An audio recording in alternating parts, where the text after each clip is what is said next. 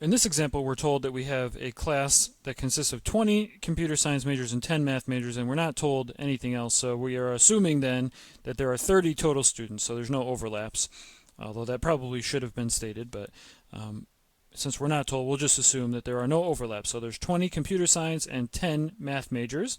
The class is entering a contest to build a robot that will be sent into space to deal with some asteroids that are threatening Earth. A very noble cause, right? And our class has to choose a committee of 6 students to represent our class. So let's start writing down what we have here. So altogether, we have 30 total students, right? And of those, we have 20 CS majors, computer science, and 10 math majors. And then what do we want to do? We want to choose from them 6 students, right? So we need to choose 6 students to represent our class. And we are told there's some criteria. So the committee must consist of at least 2 math majors, so 2 plus math majors, and at least 2 CS majors, so 2 plus CS majors. All right? And after all that, it must also have a president and a vice president, right? So president and a vice president. So, I'll just write that here. President and vice president must be included. So this is our job here. So we've got, I'm going to just draw little lines where we can put our 6 students. Now, we need to make sure that, by the way, there's no restrictions on whether the president and vice president have any kind of major, right? So that's not that important. Now, what we need to do first, I would say, so again, usually these counting problems you can approach in many different ways and still get the same answer. So for this one, the way I'm going to approach it is I'm first going to choose all the students, and then from those students, I'm going to choose the president and the vice president. Okay, I think it's easiest this way because there are restrictions on how many majors we have, and there's no rules about that for the president and vice president. So let's first choose the 6 students, and then from those we'll choose the president and the vice president. Okay, so step 1, we need to choose 2 math majors. So we have to have 2 math majors, right? Out of the 10 students. So here we have a 10, choose 2. So from our group of 10 math students, we choose 2 of them. Next, we need to choose our 2 CS majors. So this is done. Now we have to choose 2 from our 20, right? So now we have 20 choose 2. By the way, we're multiplying all these together as we go across. And then, in the last 2 spots, it can be anybody, right? Could be anybody. At this point, we have taken away 4 of our students, though, right? We've already chosen 4 students. So how many are left in our student body?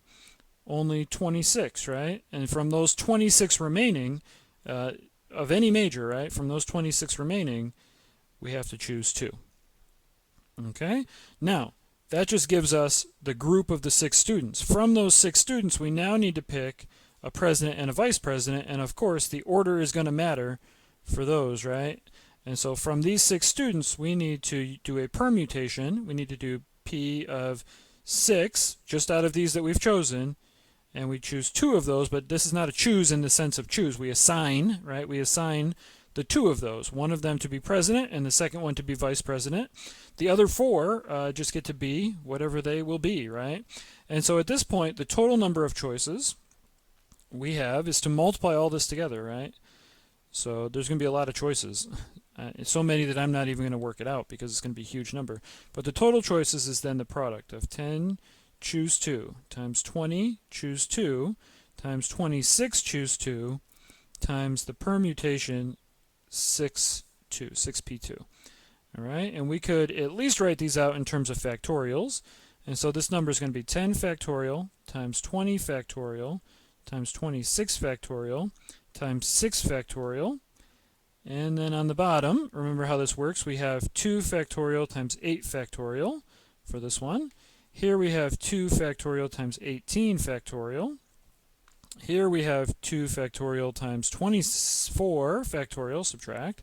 And here we just have, we don't have the 2 factorial, we just have 4 factorial, right? And so if you multiply all these together, a lot of stuff will probably cancel first. You can cancel stuff out.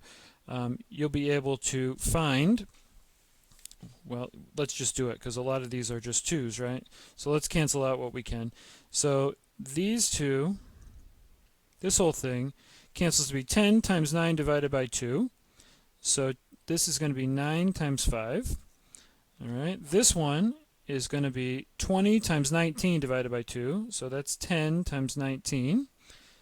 This one is going to cancel to be 26 times 25 divided by 2. So that's 13 times 25. And then this one, find another color, this one is just 6 times 5, right? So times 6 times 5. And so these are the numbers that you have to multiply together. Like I said, that's going to be huge. So I'm going to leave it like that. But multiply it together and see what you get.